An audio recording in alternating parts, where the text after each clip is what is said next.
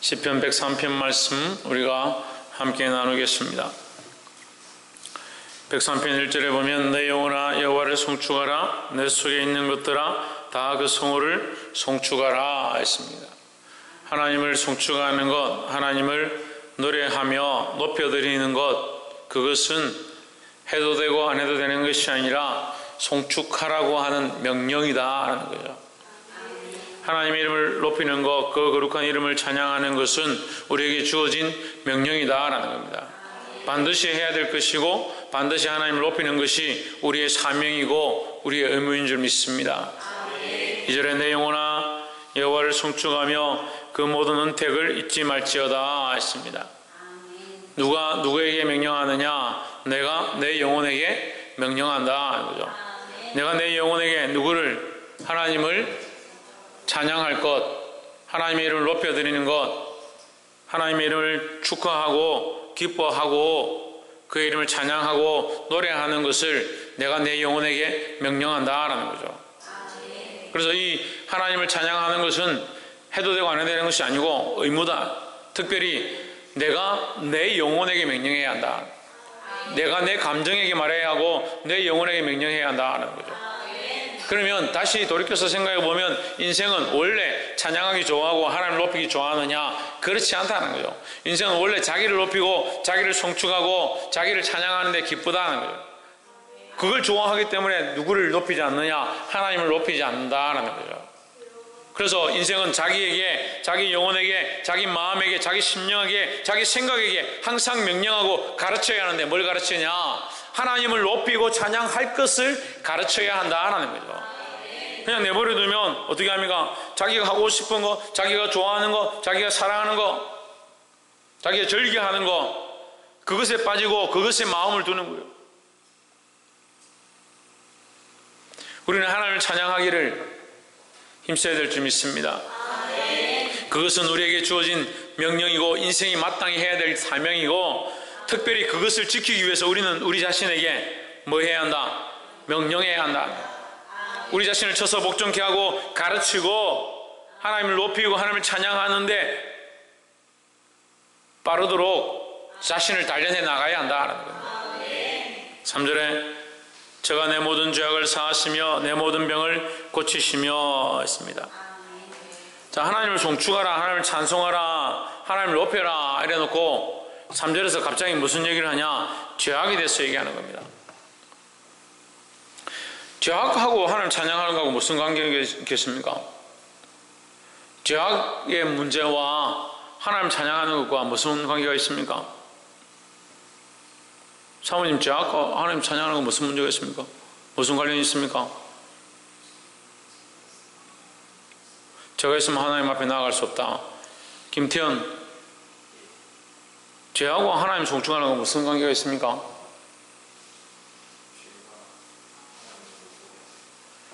그러니까 제가 하나님 못 보게 하니까 하나님 송축해야 합니까? 하나님 왜 찬양해야 합니까? 죄와 하나님 찬양하는 건 무슨 관계가 있습니까? 신의경. 그렇죠. 하나님께서 우리 죄를 사하셨기 때문에 우리가 하나님 찬양해야 한다는 거죠. 왜 우리가 이런 답을 하기가 힘드냐면 원래 우리가 죄인이었고 우리가 그 죄를 사함을 받았다는 사실을 잘 잊어버리고 기억지 않는 겁니다.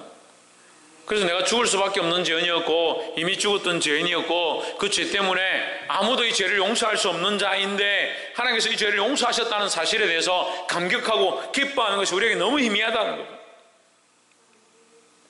감격하고 기뻐하는 것이 우리 안에 없으니까 하나님을 찬양하는데 바쁘지 않다는, 하나님을 찬양하는데 절실하지 않다는, 하나님의 이름을 높이는 것이 우리가 당연히 해야 될 것이라고 생각하지 않는다는 거예요. 좀 더 나아가면 자기가 죄인인 줄 모르는 겁니다. 자기가 죄가 있는 줄 모르는 겁니다. 원래 자기에게 문제가 있는 줄 모르는 겁니다. 특히 그리스도인들의 병이 뭐냐?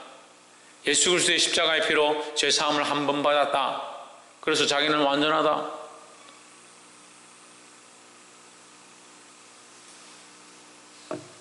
그래서 부모의 은혜를 아는 아이들은 어렸을 때부터 부모를 사랑하고 부모님께 효도하는데 나이가 들면 효도 안 하는 거예요. 효도할 필요 없다. 왜? 어렸을 때 효도했으니까. 제 말이 맞는 것 같죠? 지대현 맞는 것 같잖아. 박근도 맞는 것 같지? 뭔가 이상하죠? 어려서부터 내가 하나님 은혜를 알았는데 지금도 여전히 하나님 은혜를 알고, 어려서부터 하나님을 찬양했는데 지금도 여전히 하나님을 찬양하는 것이 마땅하다고 생각하는데 뭘 모르냐? 자기의 죄인됨을, 우리를 구원하셨음을, 내가 날마다 죄 가운데 넘어지고 있음을 보지 못하는 거죠. 그러니까 하나님 은혜가 없는 거예요. 은혜가 없는 거예요. 은혜가 희미해져 가는 거예요. 부모님의 사랑이 희미해져 가는 것처럼 하나님의 사랑이 희미해져 가는 거예요. 군대를, 요즘 뭐 군대가 너무 편해가지고 전화도 늘 하고 하지만, 저희들은 군대 갔을 때 휴대폰도 없고 공중전화도 없고 아무런 연락할 방법도 없는 거예요. 부모님에게 편지도 없고, 들어가자마자 옷을 머리끝부터 발끝까지 완전히 다 벗겨요. 속옷까지 완전히 다 벗겨요. 그걸 이 종이 봉투를 줘가 거기다 다 집어넣고 신발도 담아가지고 신발까지 싹 다 보내요. 그 머리끝부터 발끝까지 전부 군용으로 다 입습니다. 새로 입는 거예요. 그 부모 생각이 안 나고 집 생각이 안 날 수가 없는 거예요. 안 날 수가. 그래 한 달 정도 지나고 나면 이제 편지 쓸 수 있도록 편지 쓰는 시간을 줍니다. 편지를 써도 훈련을 받고 있는 중이니까 다시 답장을 받을 수는 없는 거야. 그 훈련만 받고. 그런데 이제 너무 집이 그립고 부모님이 그립고 가족이 그리운데 휴가를 한 번, 두 번, 세 번, 네 번 나갑니다. 저는 1001일을 근무해 1001일을 군대에 있었습니다. 지금은 뭐 며칠 있습니까? 18개월이면 한 600일 정도도 안 되죠? 네, 600일 정도도 안 되죠.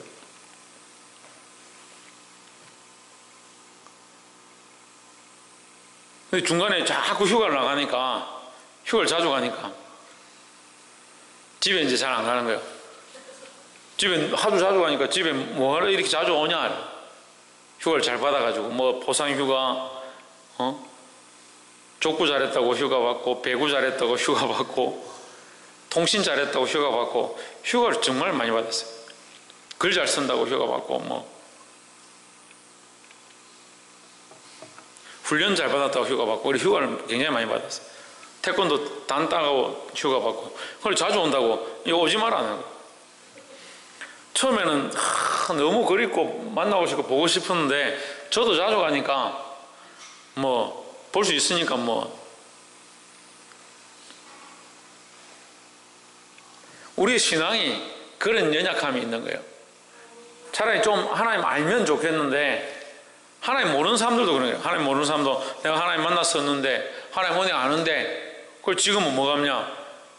내가 죄인인 줄 모르는 거예요. 죄인인 줄. 내가 죄인이었다는 사실을 모르고 지금도 여전히 죄인임을 모르는 거예요. 사람은요, 한순간도 죄를 짓지 않고 사는 게 없는 것 같아요. 어젯밤에 우리 이 안에 우리가 이 금요 기도에 기도하는데 얼마나 뜨거운 역사가 있고, 하나님의 거룩이 이 자리를 임재로 가득 채우시고, 하나님께서 이 순식간에 그 순간에 이 반기땅을 성령의 불로 확 태워가지고 사람들이 막 다 하나님 앞에 굴복할 것 같았어요. 어젯밤에 기도할 때 여러분 그랬어요. 오늘 눈 뜨고 나니까 전부 다 해롱해롱, 눈이 반쯤 맛이 가가지고, 한순간도 거룩하지 못, 인간이 한순간을 못 지켜요. 그런데 죄가 없는 줄 아는 거예요. 인간이 내가 마음으로 범죄했던지, 생각을 잘못했던지, 감정에 치우쳤던지, 눈으로 보는 것들과 입으로 먹는 것들과 만나는 것들과 말하는 것들과 관계하는 모든 것들 속에서 많은 실수와 많은 인간적인 생각들과 많은 감정들을 내비추고 있으면서 자기를 볼 수 없는 거예요. 근데 뭐라 생각하냐? 나는 하나님의 은혜를 안다, 나는 구원받았다. 잘 모르는 거예요.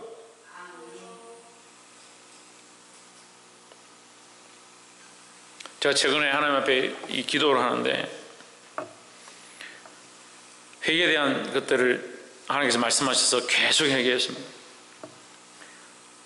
저는 하나님 앞에 정말 회개를 많이 했다 생각하고 순간순간 지은 죄들을 늘 하나님 앞에 나올 때마다 회개하고 있고 내가 죄인이라고 알고 있기 때문에 저처럼 죄를 잘 아는 사람이 별로 없을 거다 생각하고 정말 회개를 많이 하고 있었는데 이번에 어떤 문제가 딱 터졌는데 하나님 앞에 제가 너무 죄인인 거예요. 너무 못 보고 있는 것들이 많은 거예요.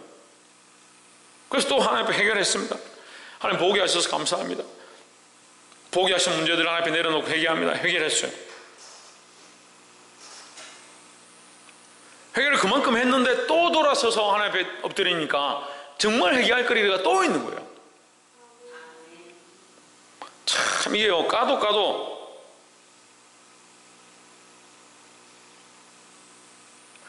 그 속에 은혜가 있는 게 아니고 까도 그 속에 죄가 있는 거예요. 회개하라고 하면 뭐 내가 뭐 도적질했습니까? 내가 누구 때렸습니까? 내가 말 안 들었습니까? 그 회개하면 겨우 그거 회개합니다. 회개하면 집 나가고 가출했다 돌아온 아이들이 그거 회개합니다. 선생님하고 막 싸워가지고 삐껴가지고 막 눈물 콧물 흘리고 뛰쳐나간 애들이 돌아오면 죄송합니다. 회개합니다. 그 정도 생각하네. 그 정도. 목사님 말 안 듣고 자기 생각대로 하다가 삐껴가 나가면 그거 돌아와가지고 내가 하나님 목사님 말 안 듣고 내 마음대로 했습니다. 용서해 주십시오. 그거 정도 회개하는 줄 생각하는 거예요. 그 정도 회개가 그리스도의 모양을 입겠습니까? 그 정도 회개가 예수 그리스도처럼 되겠어요? 재훈이 형 누구의 모양? 박순이 누구의 모양? 그 정도 회개해가지고 예수 그리스도의 모양을 입겠어요? 다 그 정도 생각하는 거예요. 여러분 지금 내가 힘들으라고 지금 꼬집어선 당신들 죄인이다 정신 좀 차리라 이거 하는 게 아니에요. 우리가 너무 겉핥기 신앙을 해요. 겉핥기 신앙. 그래서 내가 뭐 잘못한 게 있노? 좀 책망하면 내가 뭐 했다고 목사님 나한테 자꾸 뭐라 하노? 거룩해질 마음이 없어요. 거룩해질 마음이 없어요. 왜? 자기 기준에서 자기가 선하니까. 홍주는 뭐라고? 자기 기준에 자기가 선하니까 회개할 이유가 없는 거예요. 회개할 게 없는 거예요. 회개할 거리가 없는 거예요. 죄인이 모양이 없는 거예요. 그럼 죄인이지 않으면 자기가 그리스도의 모양하고 비슷하다고 생각하는 거예요.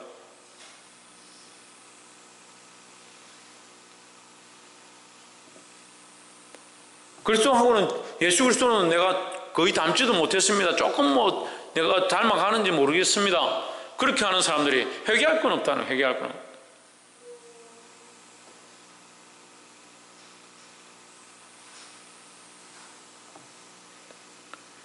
(8절에) 여호와는 자비로우시며 은혜로우시며 노하기를 더디하시며 인자하심이 풍부하시도다 했습니다. 자, 3절에서 뭔 얘기를 했습니까? 죄에 대해서 얘기했습니다. 3절에서 죄에 대해서 얘기하신 분이 8절에서 뭐라 합니까? 하나님의 긍휼과 은혜와 인자를 얘기하는 겁니다. 그러니까 우리에게 뭐가 필요하다? 하나님의 긍휼과 은혜와 인자함으로 우리가 살 수 있다는 거예요. 그럼 하나님의 긍휼과 은혜와 인자가 없으면 우리는 잠시도 살 수 있는 존재가 못 된다는 거예요. 그래서 자기가 죄인인 줄 모르니까 하나님의 은혜도 필요 없고 긍휼도 필요 없고 인자도 필요 없다. 생각 안 하는 겁니다. 하나님의 긍휼, 하나님의 인자 뭐 그 생각할 필요 뭐 있노? 잘 살고 있는데 이미 뭘 모르냐? 자기 죄인들을 모르는.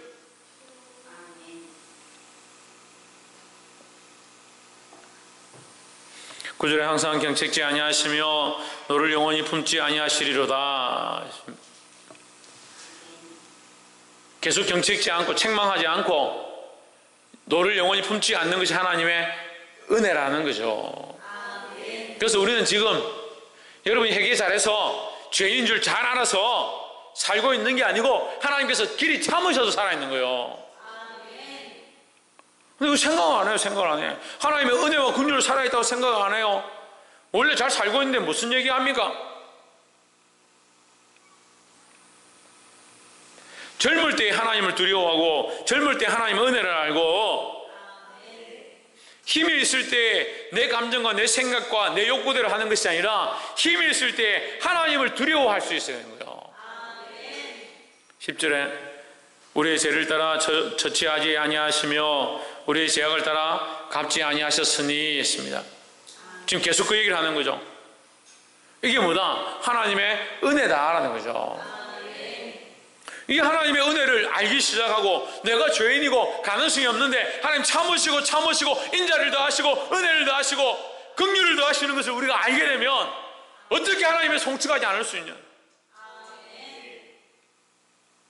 근데 자기 죄인임을 모르는 거예요. 자기의 부족함을 못 보는 거예요. 그래 죄인이란 말이 듣기 싫으면 좀 부족하다 합시다. 부족함을 잘 모르는 거예요. 부족함을. 부족한 것도 듣기 싫으면 어리석음 합시다. 어리석음. 하나님 잘 모르니까 어리석다 합시다. 어리석어가지고 어리석으니까 하나님을 송축해야 합니다. 우리 이것이 명령입니다. 잘 감흥이 안 와요. 감흥이 안 오잖아요. 처음부터 하나님 송축해야 합니다. 하나님을 찬양해야 합니다. 여러분 이것이 우리에게 명령이고 우리가 당연히 가져야 될 마음입니다. 별로 감흥이 없는 거예요. 왜요? 자기가 부족한 줄 모르는 거예요. 자기 어리석은 줄 모르는 거예요. 자기 감정이 심심하면 감정이 튀어나오고 심심하면 자기가 하고 싶은 대로 소비하고 먹고 마시고 즐기고 자기 하고 싶은 대로 살아가면서 하나님 없는 삶을 실컷 살면서 그러면서 이것이 당연하다고 생각해요. 죄인 줄 모르는 거예요. 부족함을 모르는 거예요. 연약함을 알지 못하는 거예요. 하나님의 긍휼을 우리가 지금 살아있다는 걸 모르는 거예요. 그러니까 어떻게 하나님을 찬양해요? 그러니까 어떻게 하나님 찬양하는 것이 우리의 의무고 우리가 해야 될 마땅히 해야 될 것이라면 아멘 할 수 있냐는 거예요. 11절 이는 하늘이 땅에서 높음같이 그를 경외하는 자에게 그 인자하심이 크심이로다 했습니다. 특별히 우리에게 하나님이 경외하는 자에게 하나님의 인자하심이 더 크다라는 거죠. 12절에 동이 쇠에서 먼 것 같이 우리 죄과를 우리에게서 멀리 옮기셨으며 했습니다. 이게 하나님의 마음이에요. 우리의 죄과라는 것은 죄를 옮기는 게 아니고 우리가 죄로 말미암아 뭐요? 받아야 될 대가이래요. 받아야 될 대가. 내가 내 감정대로 살고 내 기분대로 살고 내 하고 싶은 욕구대로 살았고 그것에 대한 대가를 마땅히 치러야 하는데 하나님 뭘 하시냐? 우리를 사랑하셔서 그것을 멀리 옮기시는 일들을 계속하고 있는 거예요. 근데 우리는 뭐라고 생각하는 거예요? 뭐 하나님 찬양할 게 뭐 있노? 평안한데 잘 되고 있는데 살기가 항상 편안하고 문제가 없는데 먹고 사는데 문제도 없는데 왜 하나님 우리가 송축해야 되냐? 그런 착각을 하고 있는 거예요. 하나님이 죄가를 옮기시고 우리를 징벌해야 될 이 문제들을 좀 더 참으시고 길이 보존하시고 그렇게 하고 있는데도 우리는 계속 어떻게 생각하냐? 그럼 뭐 내가 할 만큼 했으니까 하나님 이러고 계시겠지. 참 교만이 목 끝까지 차도요 죄인인 줄 모르는.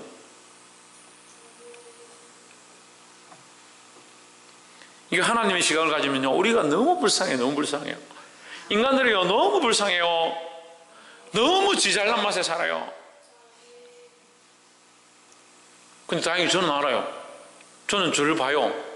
저는 지잘난 맛에 살더라고. 저는 지잘난 맛에 좀 이상하나? 저는 저잘난 맛에 살더라고. 그걸 알게 하시더라고. 그 얼마나 해결했는데 돌아서서 보니까 또 그러고 있더라고. 저는 제가 교만하지 않다고 성도들 앞에 제가 담대히 얘기했습니다. 근데 그건요 보편적인 관점에서 교만하지 않은 거죠. 보편적인 사람들 앞에서 교만하지 않은 거지 제가 하나님 앞에 섰을 때 제 스스로가 얼마나 교만한가 또 보았어. 얼마나 스스로요 나름대로 참 내가 열심히 가지고 주를 섬기고 있고 열심히 교회를 봉사하고 있고 열심히 충성하고 있고 내가 당신들보다 더 열심히 하고 있지 않냐 그런 생각들을 가지고 있는 거예요. 부끄럽더라고요. 여러분들 앞에 부끄러운 게 아니고요 하나님 앞에 부끄럽더라고요. 근데 우리가 자꾸 사람들에게 비교해요. 너보다 내가 낫지. 저 사람보다 나는 낫지. 저 사람보다 나는 기도하지. 하나님께 맞추지 않고 그리스도에게 맞춰지지 않은 잘못된 가치관과 조명들을 가지고 날마다 사람들을 사역해서 비교하고 나는 이만큼 했는데 왜 나에게 뭐라 하노? 내가 이만큼 했는데 목사님 왜 자꾸 나에게 야단치노? 하나님이 길이 참으심으로 옮기시고 계시고 기다리시고 계시고 긍휼을 베풀고 계시고 인자함을 더하고 있다는 사실을 보아야 한다는 겁니다. 13절에 아비가 자식을 불쌍히 여김같이 여호와께서 자기를 경외하는 자를 불쌍히 여기시나니 했습니다. 저는 최근에 하나님께서 왜 자꾸 나에게 이런 말씀을 주시는가 참 마음이 아파요. 아비가 자식을 긍휼히 여김같이. 하나님이 나를 긍휼히 여기신다는 건 제가 알고 있었는데 제가 자식을 키워보니까 자식들이 이제 자라가가지고 머리 굵어지니까 더 힘든 거예요. 더 힘든 거예요. 군대 갔다 오면 더 속썩이겠죠. 장가 가면 하면 더 속썩이겠죠. 부모가 뭔 필요했습니까? 마누라 있으면 되죠. 그러겠죠. 그래가 실컷 가르쳐 놓으면 또 자식 낳고 이러겠죠. 부모가 무슨 소용이냐. 자식이 이렇게 귀한데 그러겠죠.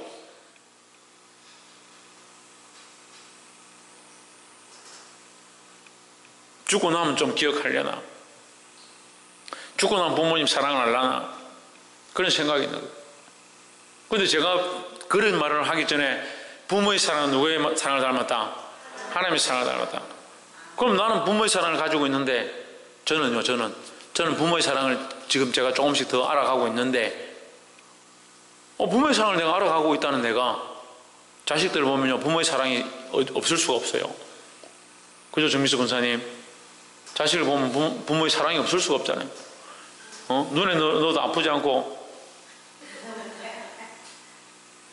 늘 속썩이고 엉뚱한 짓 해도 자식이 어떻게 될까봐 잘못될까봐 걱정하는 그 부모의 사랑이에요. 근데 그 사랑이 누구의 사랑이냐? 하나님의 사랑이 하나님의 사랑. 그래서 내가 뭘 아냐면 내가 자식들을 키워보니까요 하나님의 사랑을 알아가는 거예요. 그런데 어리석게도 이게 자꾸 연결이 안 되는 거예요. 부모의 사랑을 내가 자식을 볼 때 마음이 저리고 아프고 이들을 왜 기도해야 되고 눈물 흘리고 하나님 이들을 살려주십시오. 이들을 바른 길로 이끌어 주십시오. 하나님 이들을 깨닫게 해주십시오. 자기 감정을 내려놓게 해주십시오. 이 기도하는데요 하나님이 나를 위하여 마음 아파하시고 인자와 긍휼을 더하시고 기다리고 계시고 내 죄과를 멀리 옮기시는 이걸 까먹고 있는 거예요. 그래서 한국 사람들이 좋은 말을 만들었죠. 사랑은 내리사랑이다. 그래, 하나님 내리사랑해서 제가 하나님 사랑 잘 못 봤어요. 죄송합니다.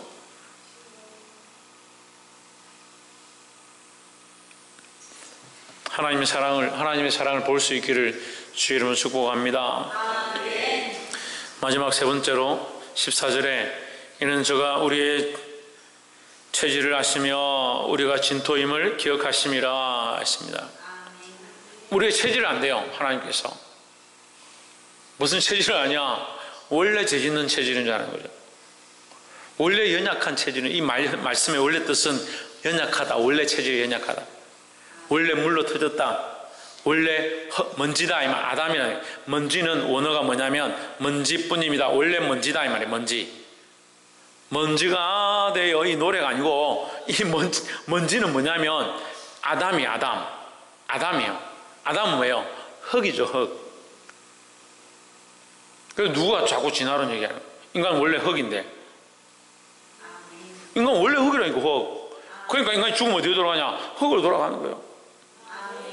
그 하나님 지으신 모든 만물은요 결국 어디로 돌아가냐? 흙으로 돌아가게 되어 있습니다. 왜? 하나님께서 창조하셨기 때문에.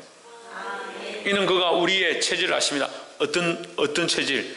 흙처럼 연약하고 보잘것없고 사라질 존재들임을 안다는 거죠.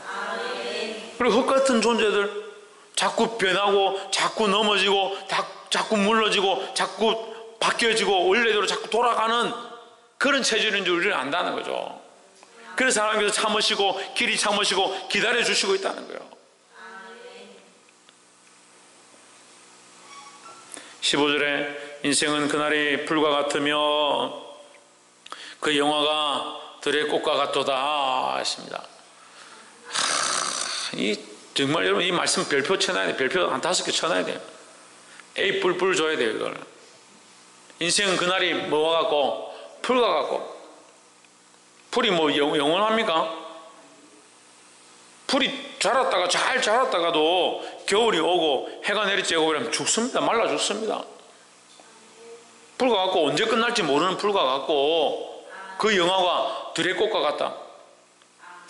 들의 꽃이 뭐 항상 펴 있습니까? 우리나라가 꽃이 많고 우리가 어디 청년들 뭐 전도에 어디 나가면 꽃들이 막 펴 있으니까 우리나라 참 꽃이 많다고 생각하죠. 그 계절꽃이에요. 계절꽃. 그 계절이 지나면요 그 꽃을 다시 보기 힘든 거예요. 잠시 피었다가 지는 거예요. 우리 인생도요 잠시 지금 아름답죠. 잠시 지금 아름답죠. 애 낳아보세요. 얼굴 푸석푸석합니다. 근심 걱정 있어 보세요. 얼굴이 거무디디해집니다. 자신 먹여 살리려고 나가서 노동하고 해보세요. 세상 말처럼 등골이 휩니다. 그러다 늙죠. 자기 몸조리 하다가 바쁘죠. 그러다 인생 마감하는 거예요. 지금 당장 우리가 튼튼한 것처럼 싱싱한 것처럼 생생한 것처럼 살지요. 근데 인생은 결국 시간이 지나면 뭐와 같다? 풀과 같다. 풀은 잠시 푸르답니다. 풀어요. 푸르고 싱싱해요. 하지만 그것이 영원하지 않다는 거예요. 그러니까 누구를 알아야 합니까?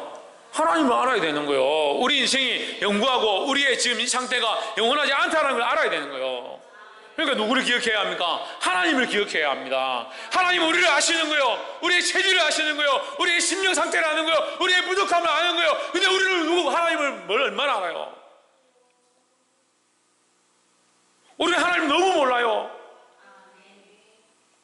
하나님 우리를 아시고 우리를 긍휼히 여기시고 우리를 불쌍히 여기시고 인자를 더하고 계신데 우리는 하나님을 얼마나 아냐고요.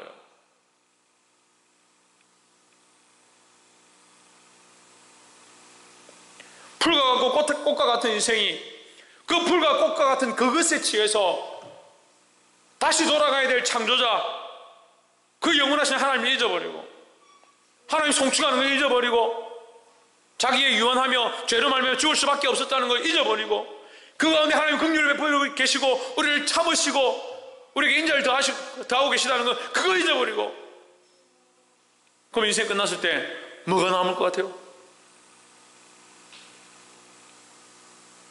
잠깐 있다가 없어질 그 영화와 그 아름다움 그 모습 그 육체 먼지가 될 흙으로 돌아갈 그거 붙잡고 하나님 잊어버리면 우리가 돌아갔을 때 다 먼지가 되고 흙이 되어지고 말라버리고 썩어지고 다 떨어지고 나서 우리에게 뭐가 남냐고. 우리의 창조자 우리의 구원자 우리의 근원 되신 하나님을 기억하시기를 주의 이름으로 축복합니다. 16절에 그것은 바람이 일어나면 없어지나니 그곳이 다시 알지 못하거니와 그 사람이 있다가 하면 그 사람이 있을 때는 그 사람을 알죠. 그러니까 가고 나면 기억도 안 하고 알지도 못한다는 다시 볼 수 없다.